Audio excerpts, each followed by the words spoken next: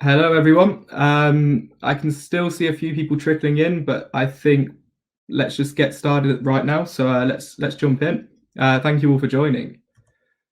So for today's agenda for the webinar, we're aiming to run a 45-minute webinar today. So we'll start off with a brief 5-minute introduction from myself, just who we are, who the speakers are, who Upslide is for those who don't know, and what we're going to be talking about today.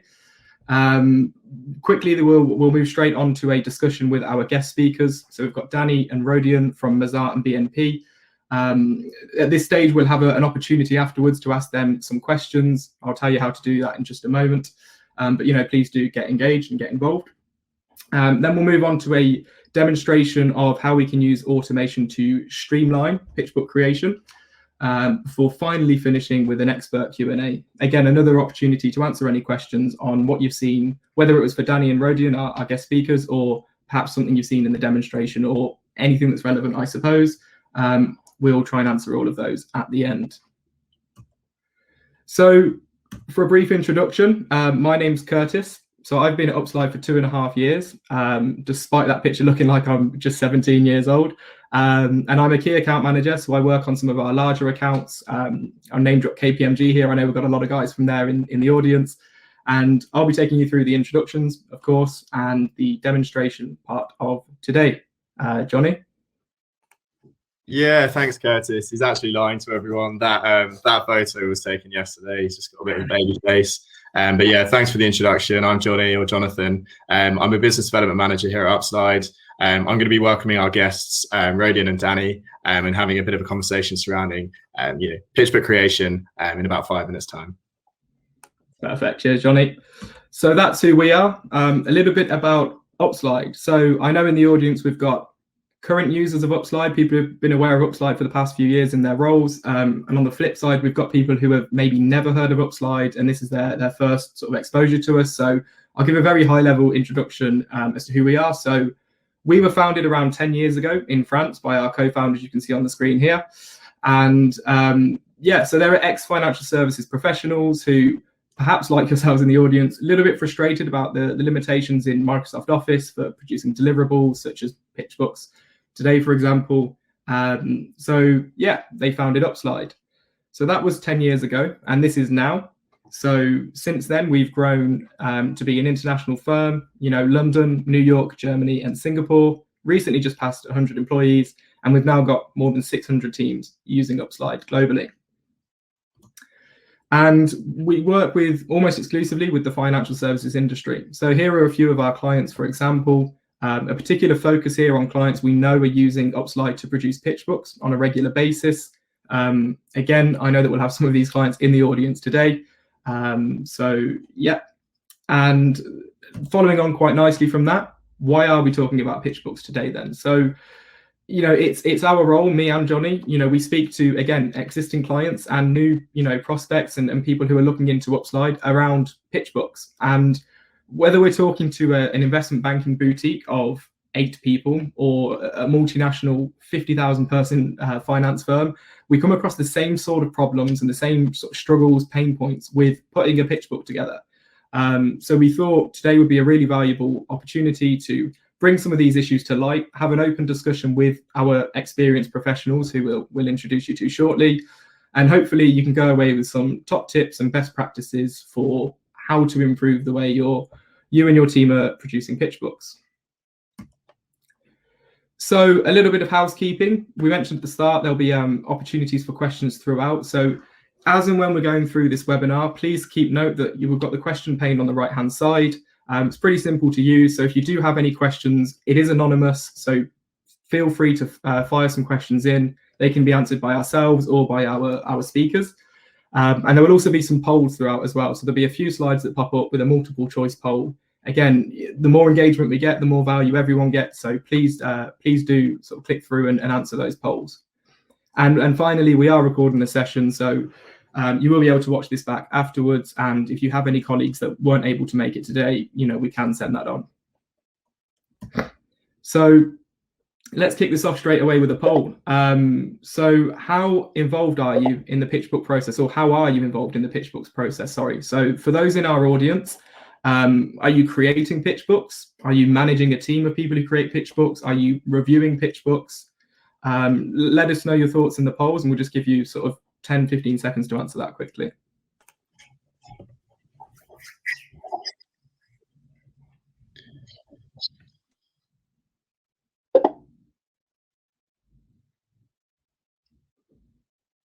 So, Johnny, how's that looking? We're getting some answers through?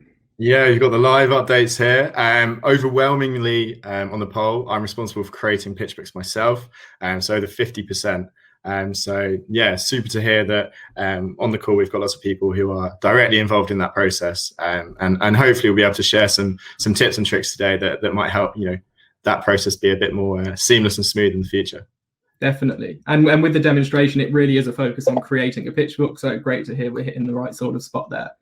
Worth noting, if you've never heard of a pitch book, this might be the right time to realise you're in the wrong webinar. So moving on, it's over to you, Johnny. Yeah, thanks so much, Curtis. So as Curtis mentioned, we spent a lot of time speaking to financial services professionals who tend to describe the same challenges when it comes to pitch book creation.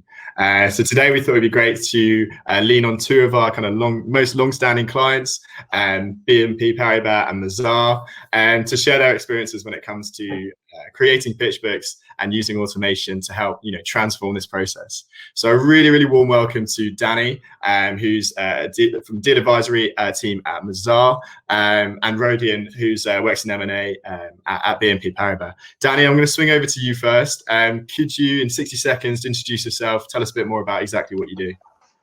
Yeah, of course. Thanks, Jonathan, firstly. So I've been with Mazars for 7 years now. Started off in audit and then transferred over to transaction services based in London. And I've sort of been working my way through the team since. Transferred from London to Durham and started working with our corporate finance teams in Leeds and Edinburgh. And literally this week, we've moved from Durham to Newcastle. So now I'm based in Newcastle, still in the northeast. And today is actually my first day in the office in like a year as well. So that's a sort of short sort of intro to my journey through Mazars, my journey up north. Fantastic. Newcastle, what a fantastic city there as well. I'm a bit envious of you, Danny. And then we'll pop over to Rodian. Could you again give us a bit of an introduction to who you are and your role at BNP? Yeah, sure. So hi, good afternoon all. My name is Rodian van der Rutte. I'm 6 years at the bank now. So started in 2015 my journey at BNP Paribas. And before this, I did 2 internships, which sparked my interest for my M&A career. First one being at PwC, and the second one at Deutsche Bank here in Amsterdam. So I'm currently vice president in the team based in Amsterdam. So I'm responsible for origination and execution in the Benelux, with a primary focus on Dutch client. Of course, we have here in our portfolio in the Netherlands.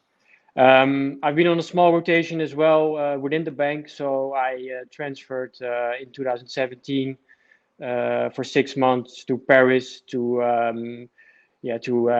have my experience at the Paris headquarters in the business valuation team. Fantastic. Thanks for that. Thanks for that introduction. Super comprehensive there. So, why we're here to talk about pitch books, aren't we, really? Have a bit of a forum. And I've got some questions that I'd like to really put to you guys. You guys are our experts. And if anyone in the audience does have any questions as we're going along, please do put them in the chat, and we'll have a little Q&A session afterwards as well. So, Danny, I'm going to come to you first. Thinking back through kind of the years, at Mazars, while you've been creating pitch books, what are the biggest kind of challenges you faced, just generally speaking? Yeah, okay. Well, it probably shouldn't come as a surprise to you, Jonathan, but I'm going to say time constraint is by far the biggest challenge that certainly in my line of work, when we're dealing with exclusivity periods, tight deadlines, multiple teams sort of trying to work and collaborate within a time frame. I think producing a high quality pitch book within that time frame is definitely the biggest constraint. And then you're kind of dealing with these side challenges of trying to ensure this sort of consistency or the presentation of this report is in line with what you'd expect and what a client would expect. So you kind of want to maximize that time spent on sort of value added activity, rather than sort of fluffing around with the aesthetics or formatting and, you know, things that on the face of it don't sort of add value. Absolutely. Yeah. And you touched on that kind of time saving, and you touched on kind of formatting and some of those areas. Are there any other areas that you see as, you know, super time consuming and maybe could benefit from a bit more kind of automation or a bit more of a change in the process? I would say going through the sort of process of finalizing a report and sort of moving it from that draft stage into a final report stage, which sort of gets rid of your, I don't know, annotations or comments or placeholders, anything like that. Because quite often these reports really go down to the wire, and I think being able to convert that report into a readable format quickly is definitely a powerful tool to have. Absolutely. Fantastic. And then Rodion, I'm going to come over to you. You know, you said you've been with BNP for about 6 years now and done some rotations. I'm interested to know, how have you seen pitchbooks kind of changing, or the way that you create pitchbooks? How have you seen that process changing over the 6 years that you've been with BNP? Yeah, I've seen the content of the presentation has been changed. But back in the days, 5 or 6 years ago, we basically intend to build pitch books of 100 or 120 pages. And when we came in the room with a client, they always saw like a big pile of paper we stacked up on the table just to present to them. It's good for the analysis, of course, everything is in there. But today we see that clients prefer like 5 or 10 slides with key messages, and basically everything they should know should be in there. So that has well changed a bit the way we structure our pitches and the preparation in advance of the pitch. So we basically set out a maximum of 20 pages for our pitch book to present to the client, and we don't go anymore with 80 plus pages. Not 80 plus pages. No, it's a fantastic insight. And I guess a follow-up question would be from me, you know, maybe over the last year, as things have gone remote and potentially shifted towards, you know, presenting online, have you seen a change or a shift there as well? Well, what the biggest change for me is that we all work remotely. So, for example, we have 1 or 2 interns in the team, which usually are sitting next to me in the office, which I can explain things on the side and face to face. But now I have to do it remotely. So the biggest challenge over there is that we have consistency in our pitch books with the layout and the formatting. But it also accounts for my sector colleagues who we cooperate a lot with in Paris or in London, Frankfurt or Asia. So the biggest challenge is they're working with all those multiple teams and colleagues across the border. And if we work on one pitch, it's very important that if we consolidate our slides in the end, that everything is working flawlessly. So that we have one format from the beginning throughout the end of the book. So that's the biggest challenge right now, to basically align on the format going forward when building the pitch. And I think Upslide is like a very useful tool that we all work from a same template or basis. Absolutely, absolutely. And Danny, back to you. How can your pitches look different for different clients or different industries? Is there a way that you like to tailor or customize? You know, is it the front cover? Is it the actual content and substance of the pitch book that's different? We do have the option of changing the front cover, but I don't bother with that.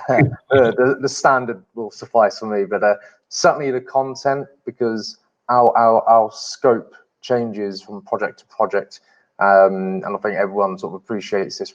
We have to address a client's key concerns or worries, because a lot of time they're going into the process, they would often have an understanding of sort of risks that may or may not exist, and certainly our scope will look to address that. So our reports are very much driven by the nature of the deal, the nature of a transaction, and ultimately who the ultimate recipient of the report is.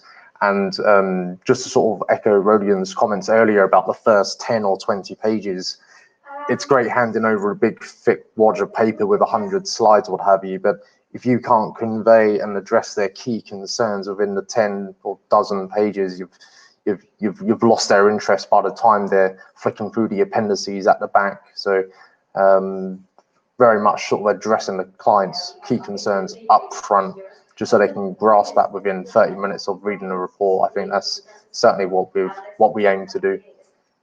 Absolutely. So there's an emphasis on kind of being concise and clear, and communicating early on in the report. This is our message. This is our key kind of offering. Super insightful. Let's talk a bit about Upslide. In terms of Rodian, I'm going to come to you.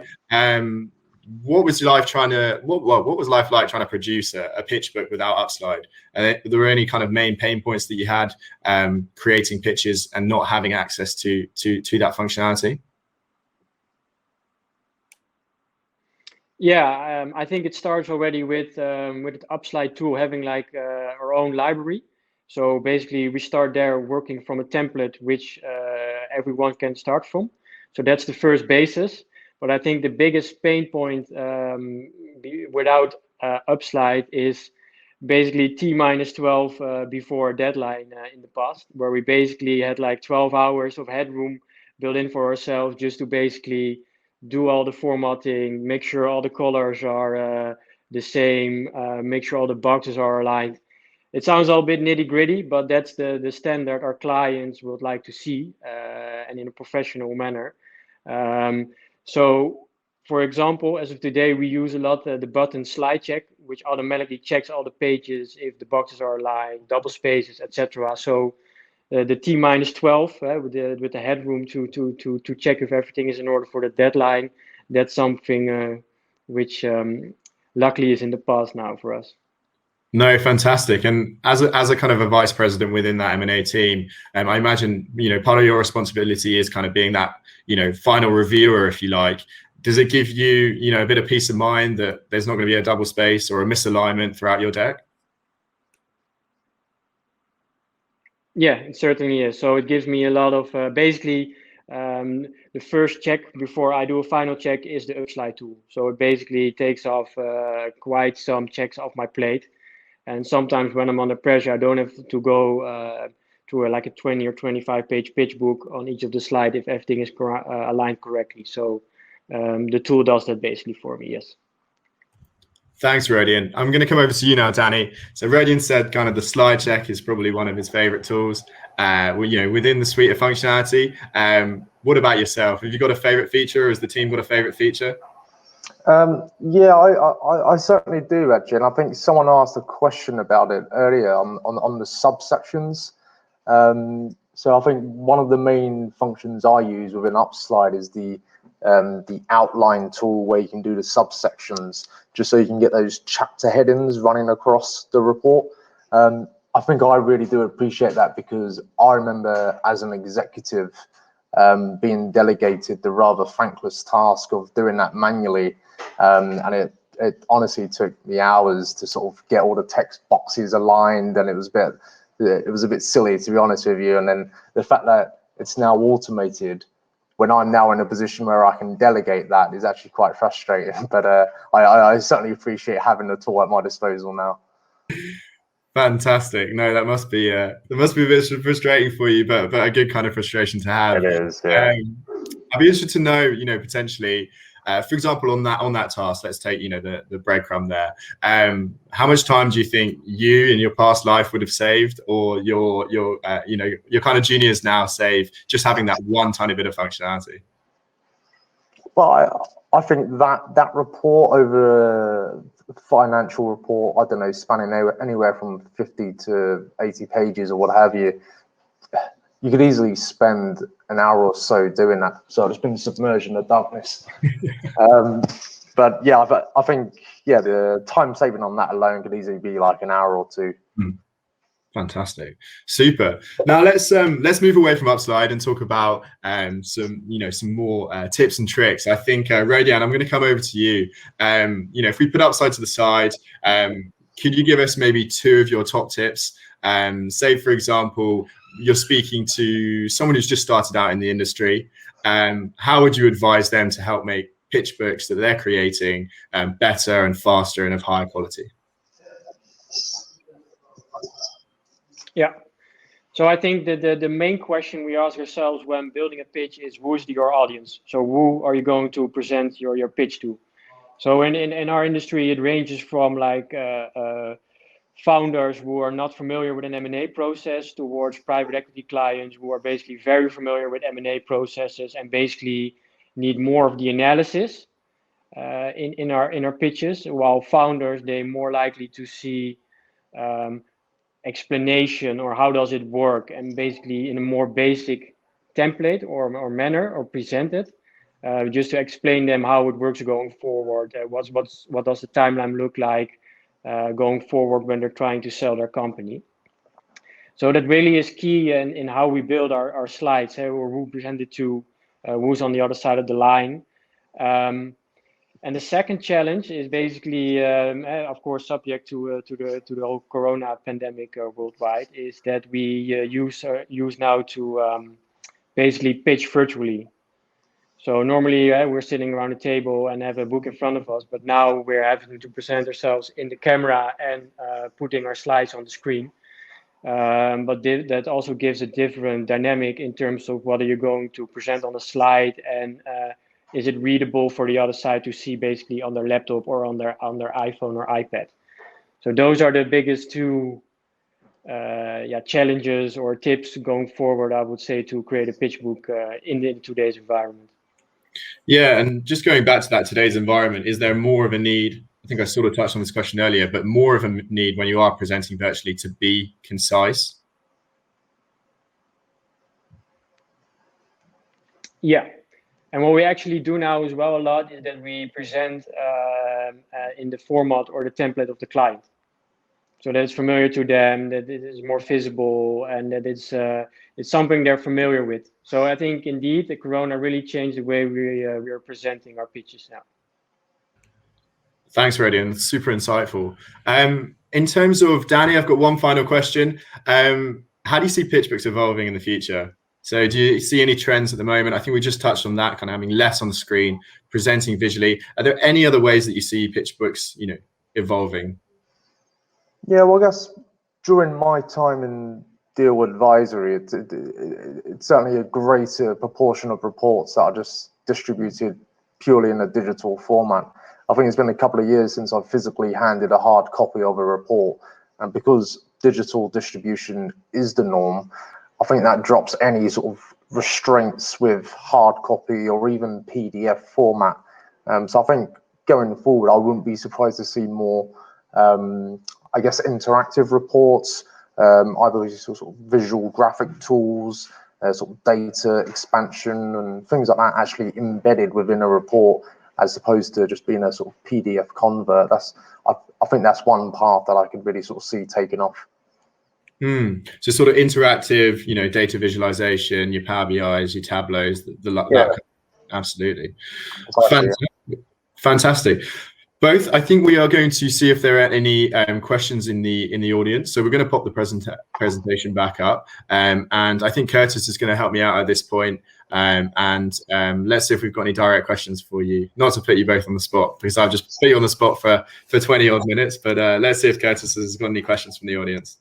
Yeah, we just had a question through. I've got a fair few questions through actually, but this one in particular. So I suppose for each of you, do you have a specific team that you send requests for the creation of pitch books to, or is it the case that everyone in your team has access to and actually makes their own pitch books? We'll start with Danny there, and quick brief answer on that. Yeah, so basically everyone shares that responsibility, and we would expect the whole team to sort of roll up their sleeves and muck in with that. Okay, brilliant. And is that the same for you, Rodion? So everyone, like Danny says, mucks in with the pitch book? Yeah, so it's our responsibility. So we always assign one team that's responsible for holding the master, basically. But we do have certain teams in Paris who can assist on the graphics. But as Danny said, indeed, it's quite a similar setup that we as we are presenting eventually the pitch to the client, it's our responsibility to do the formatting in such place. Absolutely. I think it's a fair answer. I know lots of people do it differently. I think so. What we'll do is we will move on there. We have had a few other questions in, so we'll see if we can squeeze them in at the end. But I think that will end this section. So thank you, Rodian and Danny, for chipping in there. And obviously, if you stick around, we might have a few. Well, it looks like we do have a few questions for you later on as well. So moving on to the demonstration. So here we're going to be looking at, like I said at the start, sort of streamlining processes, showing some new features of Upslide and building a pitch book. So, following on from what Danny and Rodian were talking about here, there's lots of these key pain points that we mentioned in the introduction just keep cropping up with different firms. So whether that is, Rodian talked on, making sure you're formatting your slides and templates are all up to date and consistent across geographies, for example, is just one of many you can see here. Also updating figures from Excel to PowerPoint, making sure there's no mistakes, finding the right tombstones and bios, for example. So of these different pain points with pitchbook creation, it'd be great, again, over to the audience. What is your biggest frustration of the ones that we've highlighted here? So I'll pop them back up. So if you get answering in the poll, that should have appeared now. Which of these pain points would you highlight as the most frustrating when trying to put a pitch book together? I know we have current users of Upslide in the audience. If that is the case, and these are less so the case because you're using Upslide, maybe what was the biggest pain point in the past?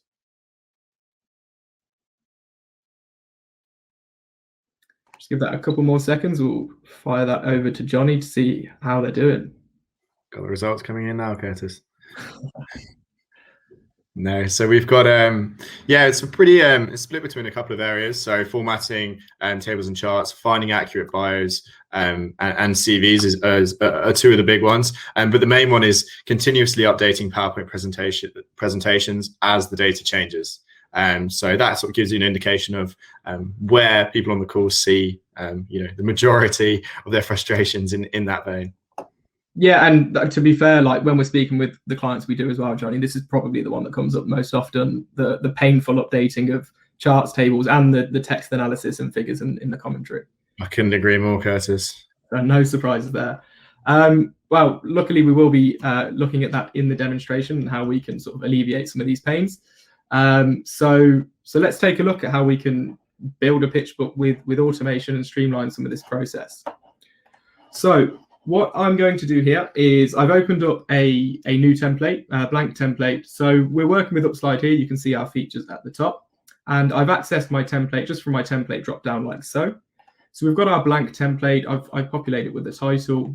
We've got our layouts and slide dividers, etc. But what we want to do now is take this template and turn it into a pitch book with automation. So I'm going to start in the Upslide library. So the library is essentially a centralized store of all of my commonly used content. So here in PowerPoint, it's any commonly used slides, groups of slides, shapes, objects, etc. So what I could do if I wanted to is do a quick search here, almost like a Google search, and find a particular slide that I'm looking to insert in my presentation, and I can just double click to bring that in. But today, the way this is actually going to work is rather than searching through individual slides, we've got some sections for different parts of the pitch book to insert in the presentation. I've managed to do that in the wrong section there. So as I'm inserting these sections in, what you'll notice is we're dropping in groups of slides at a time, so market overviews, valuation sections, etc. Now, some of these are just common slides, descriptions of who we are as a company, our processes, and things like this that don't need much work on. And because they're in the library, we can be sure that they're the most up-to-date versions of this content.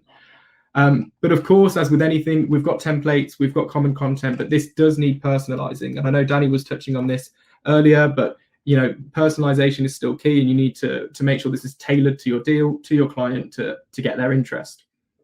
So before we move on, we've added lots of sections in here. So I'm just going to insert an automated table of contents to allow us to keep track of where we are in the presentation nice and easily, like so. So we've got the commonly used content in. And now, like I said, we need to tailor this up. So here we want to drop some tombstones in. And what we're actually going to show you here is a brand new feature of Upslide that launched, I think, 2 weeks ago at most now. So here we have our standard library, but what we now have is a dynamic library, and that's what I'm going to move over to here. So the dynamic library, it's sort of similar to the library in a sense, but this is housing tombstones, and this is completely filterable. So what I'm going to do here is start to put some filters in that apply to perhaps the deal or the client I'm working on for this pitch. So as I start to filter this down, we can see I've got 110 tombstones in total. And as I apply more and more filters, we'll notice that these the numbers go down and down until I find, like I say, the most relevant tombstones, and thankfully only taken me, a few clicks. So coming all the way down here, we have 7 tombstones to choose from of the filters that we've got. Before we insert these, it's worth noting as well, this is another brand new part of this feature, is that we have different formats available for this content. So before we did have a standard tombstone library, but now we have the ability to give different formats to these tombstones. So this could be small and large tombstones, also whole page case studies, or even just the individual sort of client logos if we wanted to go with that. So here today, we want to use the tombstones. We found 7 that are relevant. I'm going to untick one of these just so we've got 6, so it looks nice on the slide.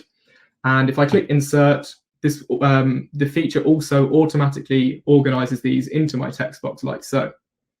So in just a few clicks there, I've managed to sort of filter these down, super tailored to the client, insert them, arrange them, and we can move on. Like I said, brand new feature. And another part of this brand new feature is that it now works with bios as well. It also works with bios and CVs. So just like the tombstones module here, we have the bios one here.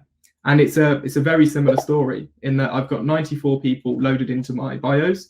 I know some of the people on the call today definitely have a lot more than 94 people in their firms. And as I can sort of filter these down for people who are relevant on the deal, such as, so let's say we've got the BDMs in London working on a particular deal.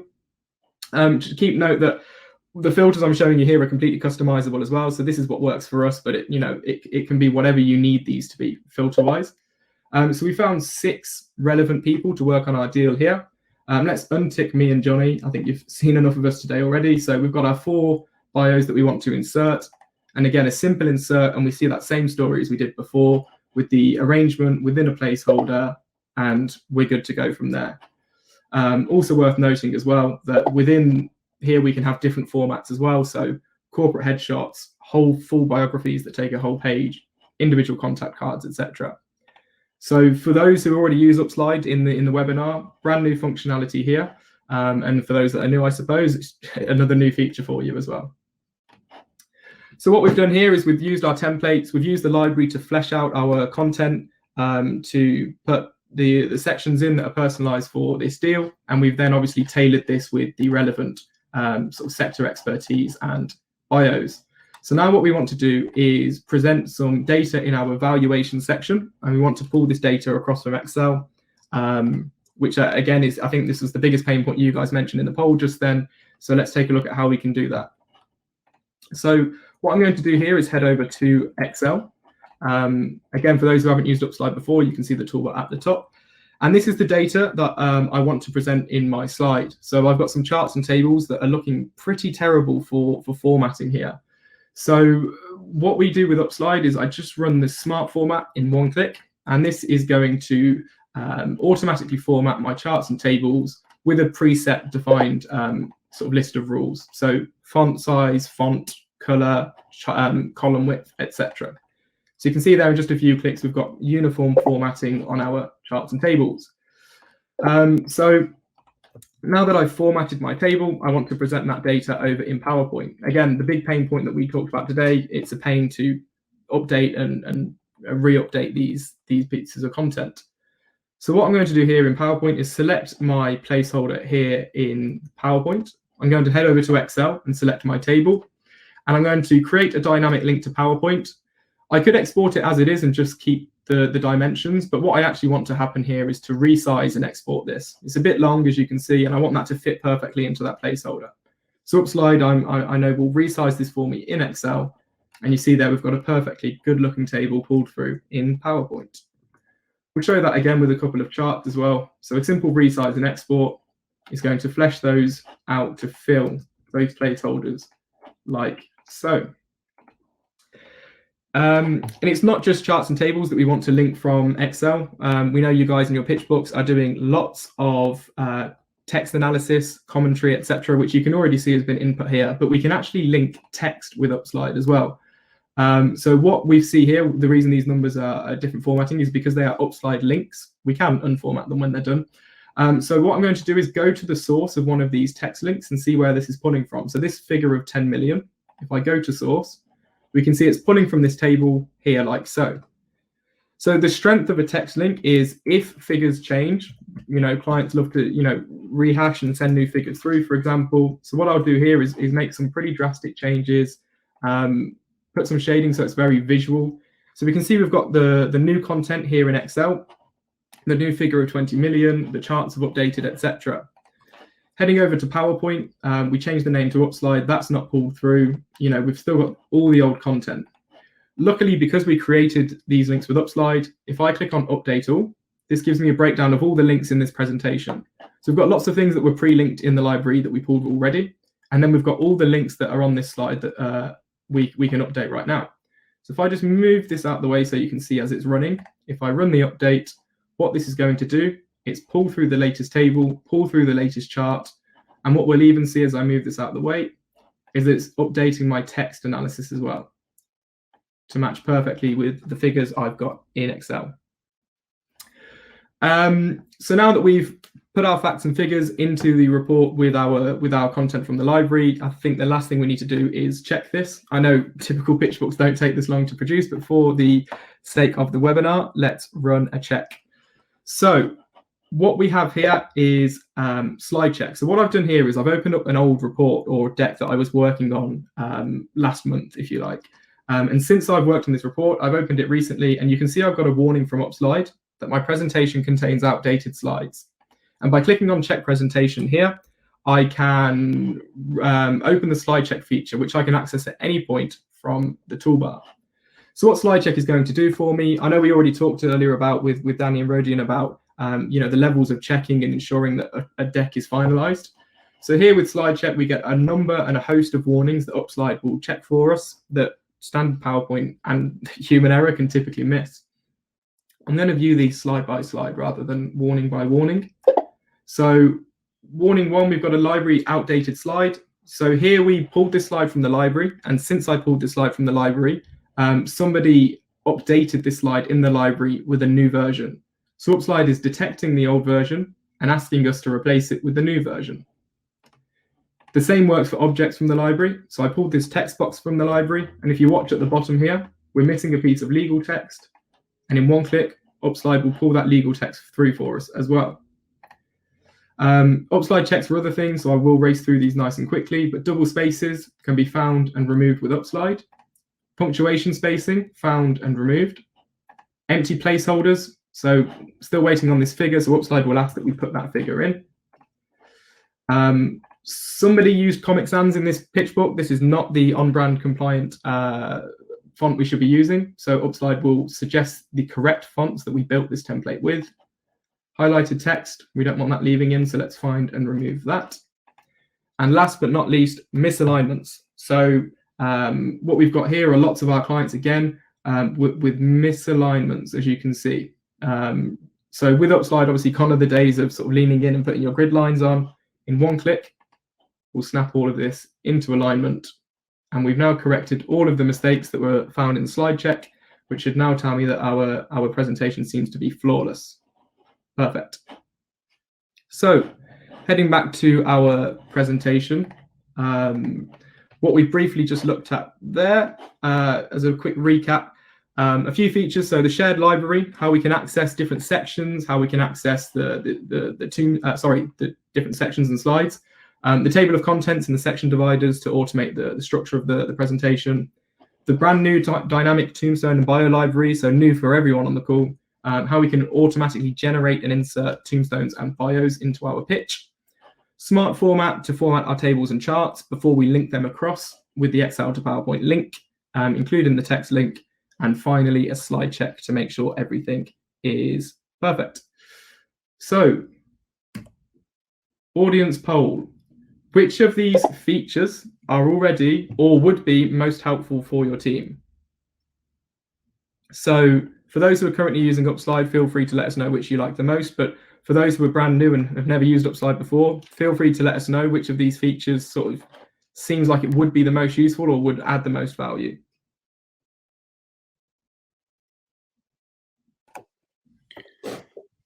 Yeah, we'll hand that over to Johnny. How are the answers looking? Absolutely, they're still flying in, Curtis. But the Excel to PowerPoint link, so consistent with some of the answers to the poll previously. So being able to kind of automate that workflow between Excel and PowerPoint seems like the biggest one. So we've got about 40% of people, indicating that one could be the most useful. And then I sense that we might have a couple of our clients clicking on their dynamic tombstones and bio libraries. So it is an upgrade to the current functionality, but I sense that that could be a big one there as well. Yeah, I mean, it sounds like obviously we talked about the link and the link has popped up, but great to hear that the brand new features coming in hot in second place there. That's great. Absolutely. So final Q&A time. So I'll hand this back over to you, Johnny. Yeah, thanks, Curtis. So we've got sort of 5 minutes to ask some questions. I mean, we've got some questions that have come in the chat, which is great. So thanks for being active with the chat, and I'll try and ask some of those questions. But it'd be great to bring back Rodian and Danny as well. I know I've got a couple of questions, and there have been a couple of questions in the chat about kind of the way that they use Upslide. So Danny, if we could start with you in terms of the the libraries and with Upslide. Who manages them at Mazars, and sort of how does that work? If you need an update to, for example, your CV, your experience, is there someone that you get in contact and they make that change and it pushes to the rest of the organization? I'll be interested to know how that workflow happens. Yeah, so we have one particular individual who would sort of be the main liaison with Upslide. So every couple of months or so, there'll sort of be like a brainstorming session with any sort of recommendations or things we want added, any sort of revisions to the templates that we've sort of discovered throughout using the library. So we'll kind of sort of collate any ideas or sort of suggestions over a couple of months. And then that's one person acts as the key contact with Upslide. But really, everyone who uses it is expected to comment if they've got a genuine recommendation that they think would make their life and other people's lives easier. Yeah, fantastic. And Rodian, in terms of the setup and the way that the libraries are set up for your team potentially, how do you ensure, or what's the workflow for ensuring that all of the most up-to-date content is at your users' fingertips? I think it's quite similar to what Danny explained. So we have a designated team in Paris who's managing the full library. So as you can imagine, in our pitches, we use a lot of marketing materials, which include figures of the bank. So basically, we report on a quarterly basis. So on a quarterly basis, we get our slides updated with the revenues, net income, how many people working for the bank, etc. So that's managed in one central location in Paris. But as well for Excel templates we use for our financial analysis. One to mention in particular is, for example, the WACC analysis, where some variables are dependent on market data, which are basically updated every week. And as well, if we do a deal, for example, we send over a small template to the team in Paris with all the details of the transaction, basically, and the team members. So this will automatically be incorporated in first the tombstone and second in my bio. Fantastic. So yeah, it seems like a similar setup, and just ensuring that, they're centrally pushed to all the different teams. And so I know earlier you're mentioning, working with different offices across the world, just ensuring that the content is centralized and ready to go there. Fantastic. Unfortunately, that's all the time that we've got for questions for Danny and Rodian. We're going to move on to, how do you cut pitchbook creation time in half? Bit of a summary here. I think in terms of the stuff that I've picked up on from this discussion with Rodian and Danny, it's, kind of nailing the basics, ensuring that everyone is starting from those same templates, using the right content there, and then embracing kind of the digitalization So I think it's super important that everything's concise. You know, we're moving away from those kind of 100 slides, you know, kind of paper reports to, you know, the COVID era where everything's kind of 20 slides, everything's nice and concise. So thank you both so much for your time. It's been a real pleasure meeting you both, and also, you know, picking your brains on this topic. So really thanks on behalf of myself, Curtis, and the wider Upside team. In terms of, we've got a feedback slide. So anyone who is on the call, please don't leave. Please don't go anywhere. We'd be really appreciative if you could fill this poll out. Let us know how we did. And that would be absolutely fantastic. And it will help us to kind of improve the way that we do our webinars. This is kind of our fifth webinar, or maybe sixth webinar. Simone from marketing is going to absolutely kill me for getting that wrong. And so we're really interested in your feedback. So please do fill out the poll, and we'll see you next time. And thanks so much from me, Curtis, and thanks again to Rodian and Danny. And have a fantastic rest of your day as well. See you later, guys.